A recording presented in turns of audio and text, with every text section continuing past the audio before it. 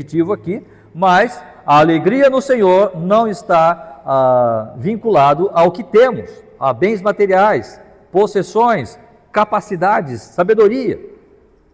Está vinculado sim ao agir de Deus nos nossos corações, dar-nos a visão do céu, da eternidade, que temos a Cristo como Senhor. Isto é um motivo de alegria para nós. Talvez as coisas não estão indo bem como eu desejaria que estivesse. Talvez a minha vida financeira, a minha vida profissional, a minha vida emocional não é lá a coisa mais bonita. Porém, eu tenho a Cristo. O problema é que hoje em dia nós temos muitas orientações teológicas que dizem que se você tem a Cristo, você vai ser rico. Se você tem a Cristo, você não vai ter doença. Não é? Não é verdade. A palavra do Senhor não nos dá esta base. E, como eu tenho falado, já tenho conversado com várias pessoas sobre isso, mas é difícil quando a pessoa está envolvida neste pensamento de achar que se você receber a Cristo, se você se tornar um crente, vamos dizer assim, né? Os seus problemas acabaram. Não é? Não é assim. Tinha um programa, né? Que, Organizações Tabajara, um programa no Brasil que falava sobre organizações Tabajara, ou seja, ele começava assim: seus problemas acabaram. Qual é o teu problema? Seus problemas acabaram. Então esse evangelho é um evangelho Tabajara. Quando você diz que se você aceita Cristo, seus problemas acabaram, isso não é verdade. Você é um ser humano como eu. Nós somos seres naturais, precisamos trabalhar todos os dias, temos compromissos a honrar, nós temos contas a pagar, não é? Isso é normal para todo mundo. Cristo não teve que pagar imposto? Mandou Pedro, vai lá, pega da boca do peixe lá e paga para mim e para você o imposto. Cristo pagou. Por que nós não temos que pagar? Por que nós não temos que prestar contas da nossa administração ao governo, do qual nós somos sujeitos, estamos sujeitos às autoridades? E o próprio Senhor vai falar sobre isso. Por que eu estou falando disso? Porque a mensagem da cruz, nós cantamos há pouco, sim, eu amo a mensagem da cruz. E a mensagem da cruz ela é mais profunda do que simplesmente falar de coisas materiais. É mais profundo, é mais intenso esta verdade do que simplesmente um bem-estar que vamos viver aqui nesta vida. Portanto, esta falácia de que se eu me tornar um crente, você vai ter os seus problemas, tudo vai se acabar, tudo vai se dirimir, tudo vai se evaporar, agora você vai viver feliz, rindo o dia todo, não é verdade. Isso é uma mentira, que Satanás quer que nós creiamos nisso. Cristo não teve isso. Cristo viveu, Cristo morreu, Cristo foi sacrificado, sem pecado algum, mas ele sofreu as agruras da morte. Qual não foi dos apóstolos que também sofreu perseguições? O próprio Senhor Jesus Cristo vai dizer: no mundo tereis aflições, mas tem de bom ânimo, eu venci o mundo. Esta é a verdade da cruz. E Paulo aos Filipenses, quando está falando ali, continuando a carta, nós falamos na semana passada do capítulo 3, do verso 12 até o verso 16, né? Do 12 ao 16. E eu quero convidar os irmãos a abrir as suas Bíblias em Filipenses capítulo 3.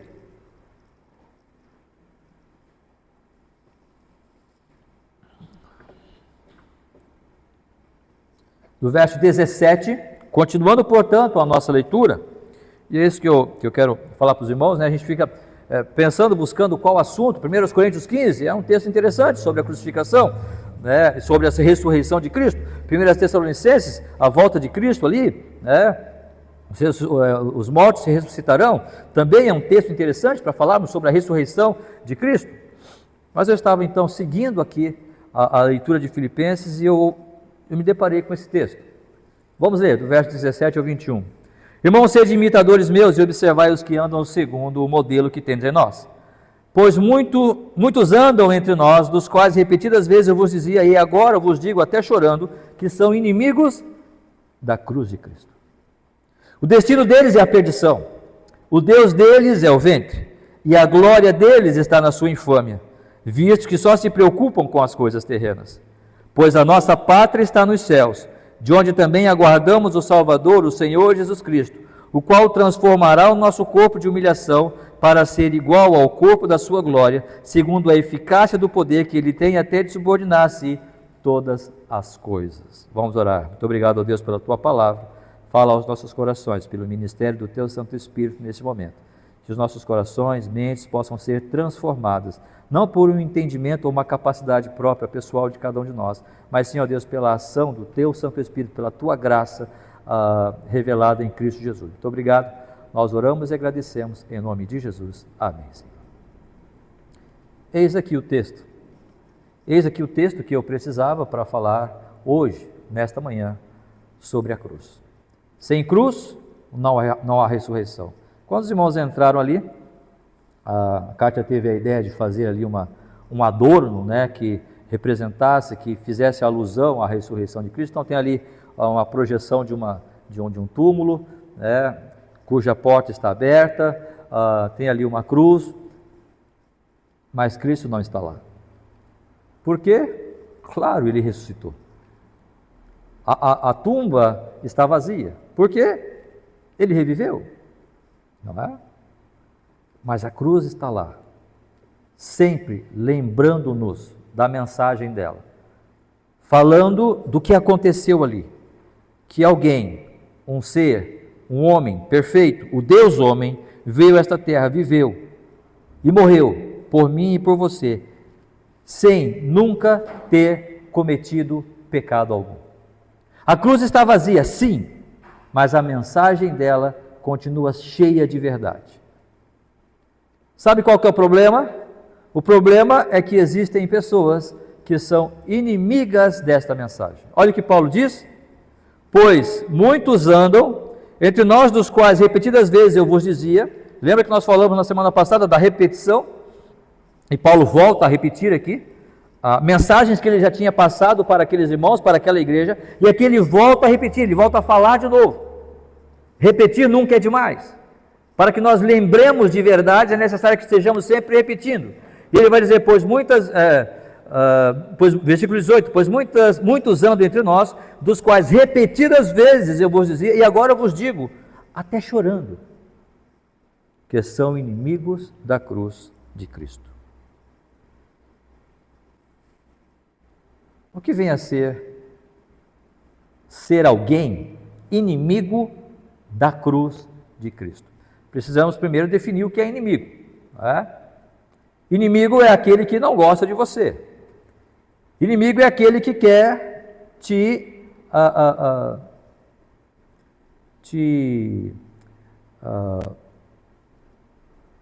ofuscar, te anular. Inimigo é aquele que não quer você ali naquele espaço, naquele lugar. Mas nem sempre o inimigo, ele está do outro lado. Entende? Perceba o que Paulo diz, versículo 18. Pois muitos andam longe de nós, entre nós. Opa, os irmãos vão ficar um olhando para o outro agora, será que Não, não é isso. Nós estamos falando aqui da nossa realidade, do nosso contexto aqui, Igreja Batista da Graça. Estamos falando da fé cristã, ou daqueles que dizem que vivem a fé cristã.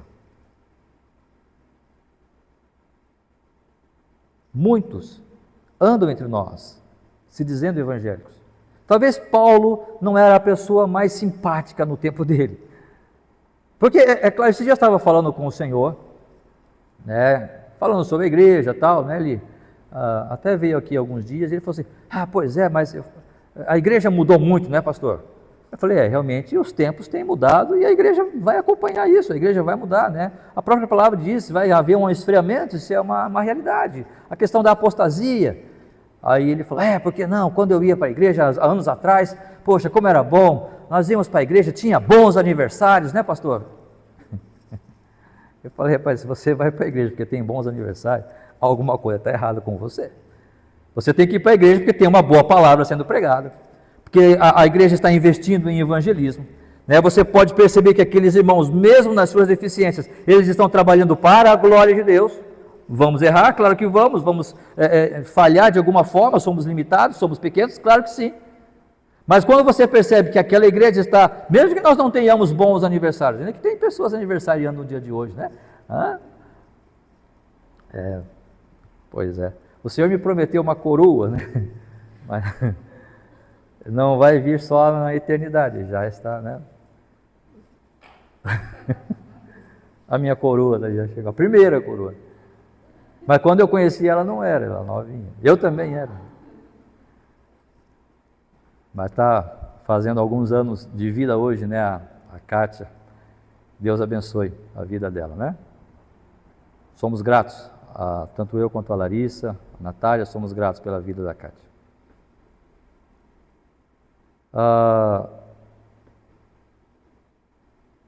Nós estamos aqui para servir, adorar e glorificar ao Senhor.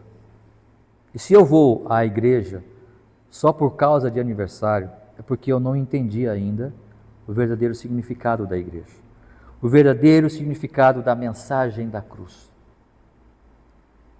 E se eu vou por qualquer outro motivo, irmãos, e se eu trabalho na igreja por qualquer outro motivo que não seja a glória de Deus, e esta glória seja revelada no nosso louvor, essa glória seja revelada no meu ministério, seja revelada na minha pregação, seja revelada no ato de eu sair para evangelizar alguém, seja num cortar a grama, se não for a glória de Deus, esta não é a mensagem da cruz. Nós cantamos há pouco. Sim, eu amo a mensagem da cruz. Eu não quero ser inimigo da cruz de Cristo. Eu não quero estar nesta posição. Mesmo que eu esteja dentro da igreja, mesmo que eu me chame evangélico, mesmo que eu diga que eu tenho fé em Deus, ou que creio em Cristo, e que Cristo morreu há mais de 2000 anos atrás, eu posso falar tudo isso, mas ainda assim ser inimigo da cruz de Cristo. Eu nem vou falar de coelhinho da Páscoa, nem vou falar de ovo de Páscoa, né? Porque isso aí a gente já está cansado de ouvir, e sabemos que nada disso representa efetivamente a cruz de Cristo, a ressurreição de Cristo.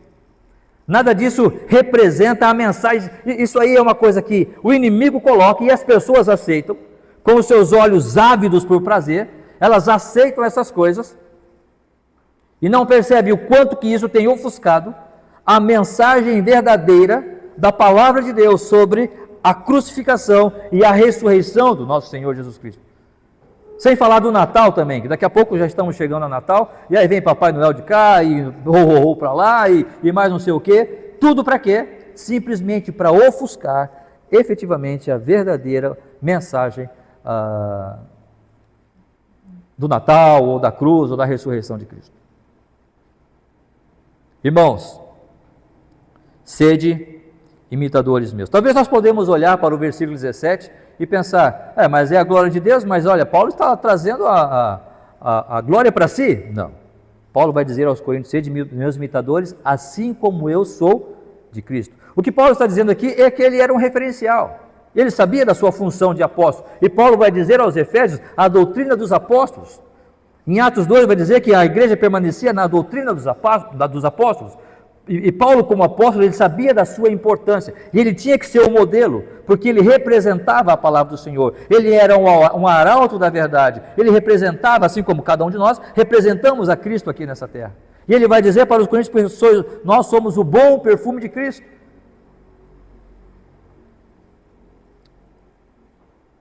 Nós muitas vezes dizemos, né?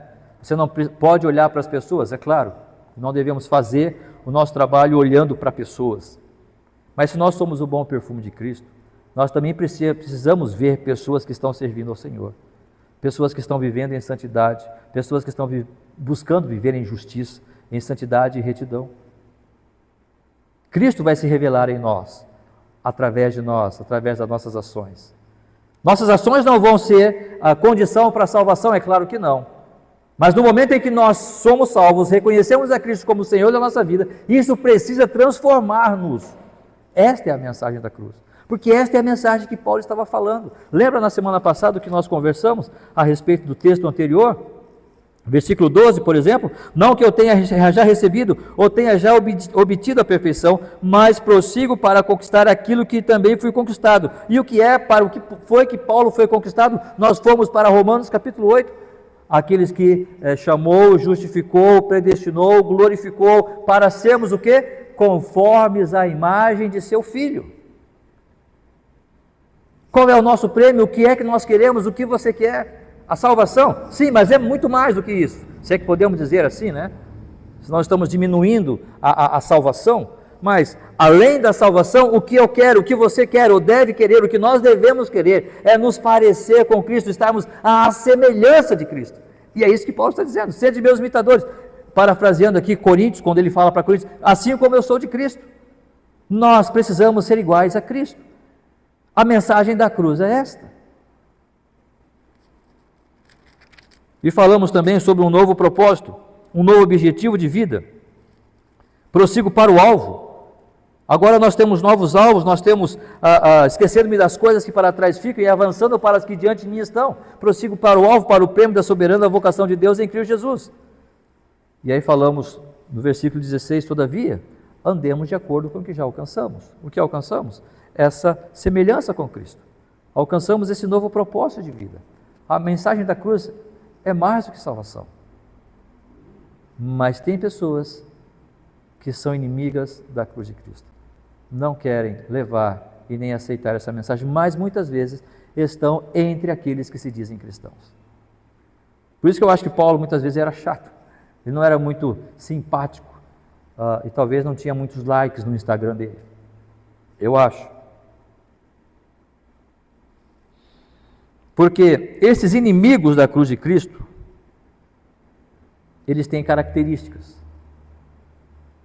Eles têm características. E no versículo 19 ele vai dizer: o destino deles é a perdição. Percebam? Os inimigos da cruz de Cristo, eles têm um destino, que é a perdição.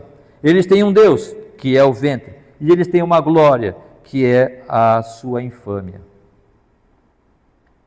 Então, nós, quando olhamos para os inimigos da cruz de Cristo, a primeira coisa que nós precisamos ver é as suas características. Percebam? Ele vai dizer aqui, e vamos inverter um pouquinho a ordem aqui. E qual é o Deus deles? O Deus deles é o ventre. O que é o ventre? Não é? Se nós olharmos para o texto que Paulo está dizendo, e muitas vezes a narração bíblica, os objetivos das cartas era falar contra os judaizantes que entravam dentro da igreja e queriam misturar o evangelho com as obras do judaísmo. Cristo veio para quebrar tudo isso. Agora, em Cristo nós somos libertos. Para a liberdade foi que Cristo libertou, e Paulo vai falar aos Gálatas exatamente sobre isso. Não há mais a necessidade de uma observação ritualística da lei.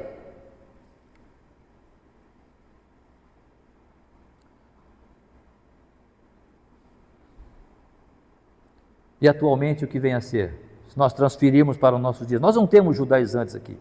Nós não temos judeus aqui insistindo conosco para observarmos a lei. Não. Mas nós continuamos tendo ainda pessoas que pensam que a salvação pode ser alcançada através das obras. E continua embasado na sua própria sabedoria. Ontem estava vendo um testemunho, se é verdade ou não, se é real ou não, a gente precisa medir, né? Mas uma senhora, testemunho no YouTube, né? Uma senhora testemunhando que ela passou mal, teve um ataque cardíaco e ela morreu por 16 minutos. E ela foi ao céu e teve uma visão. Como eu disse, precisa cuidar muito com isso, né? Não estou dizendo que é verdade, mas eu apenas tomo isso como uma ilustração, não asseverando como verdade. E ela então diz que foi aos céus e o Senhor mostrou para ela, né, de vários estados, né, que as pessoas precisavam fugir: São Paulo, Rio de Janeiro, Brasília e Santa Catarina, né? São os 4 estados que os brasileiros precisam fugir. Principalmente o litoral de Santa Catarina. Se você está pensando em comprar terreno no litoral, então cuidado, né? Claro, irmãos, é só uma ilustração. Mas o testemunho é real, né? Esse testemunho que ela dá ali. E ela fala ali que ela era uma senhora casada, ela era americana, casada também com um senhor americano, um engenheiro que veio para o Brasil, não me recordo a data, e começaram a trabalhar lá em Minas Gerais. Ele começou a trabalhar em Minas Gerais até que ele faleceu. E eles vieram, e eles eram da Igreja Batista. E ela... Então, sempre muito fiel ali nos cultos, e ela disse que, para mim, a minha vida estava segura, do fato de eu ir para a igreja, do fato de eu ler a Bíblia, do fato de eu ser batizada, do fato de eu realizar boas coisas, e que, para mim, essas coisas estavam me garantindo a segurança da salvação. Isso me chamou a atenção, porque quantas pessoas ainda mesmo numa igreja que não prega a salvação pelas obras, elas continuam baseando a sua salvação, ou pensando que a sua salvação está sendo garantida por aquilo que elas fazem, pelo dízimo que ela dá, pelo fato de ela ter sido batizada, pelo fato de ela não faltar no culto. Não estou dizendo que possa faltar, ok? Não é isso. Mas a minha assiduidade no culto não vai justificar, ou seja, a minha entrada nos céus. Por quê? Porque a mensagem da cruz é mais do que simplesmente obras. Ainda hoje nós vivemos isso.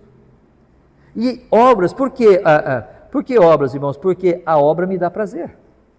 A obra é algo que eu faço e me dá prazer em fazer. Eu gosto de cantar, eu gosto de tocar, mas eu faço isso, ou devo fazer isso para a honra e glória de Deus. Eu gosto de estar aqui falando e pregando, trazendo a mensagem, né, meditando sobre um texto bíblico com os irmãos, compartilhando. Eu gosto de fazer isso. Prazer.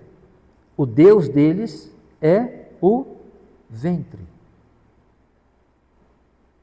Ventre fala de prazer, do prazer que nós temos, aquilo que é bom, aquilo que me traz boas emoções, bons resultados para mim.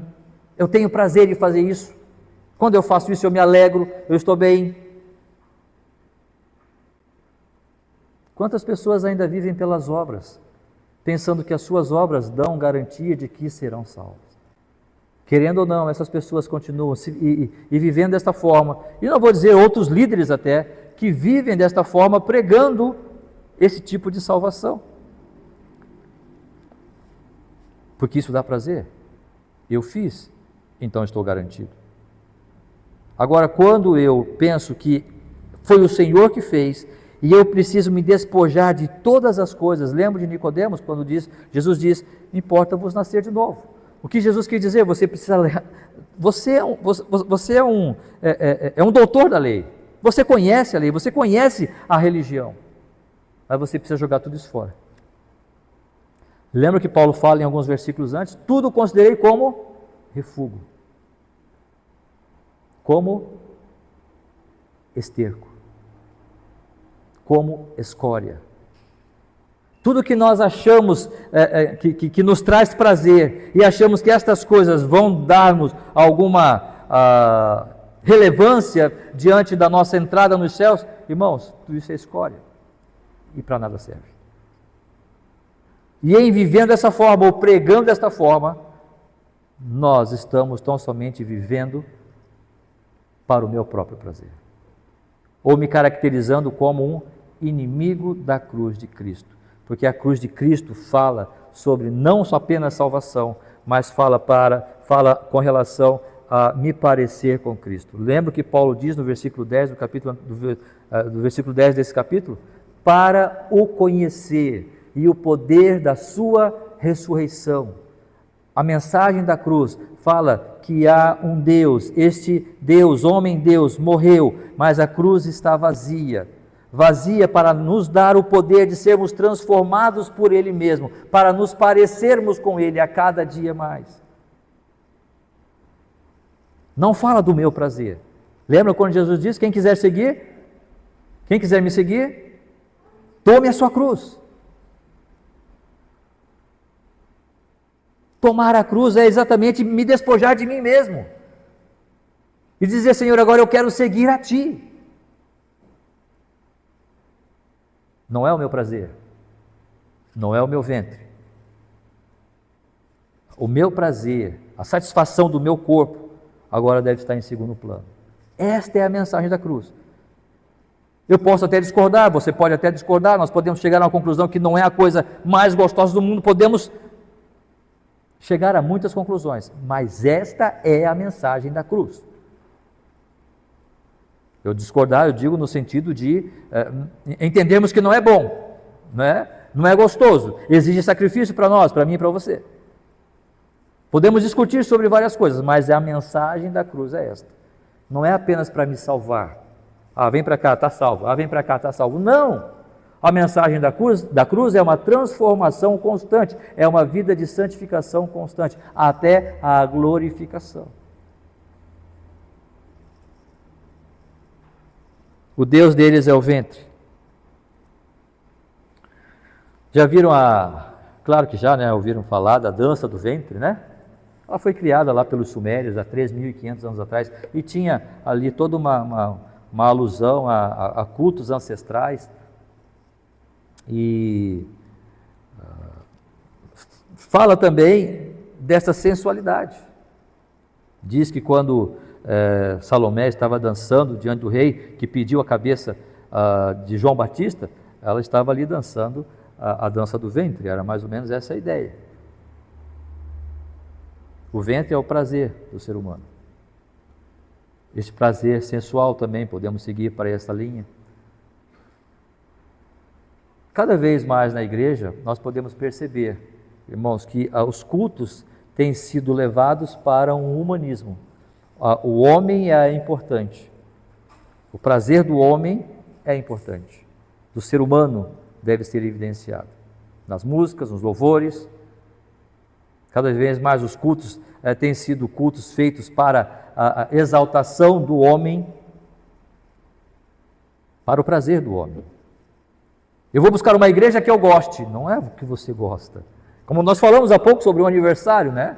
Nós tínhamos bons aniversários. Poxa, onde ficam os outros critérios eternamente mais importantes do que ter bons aniversários? A palavra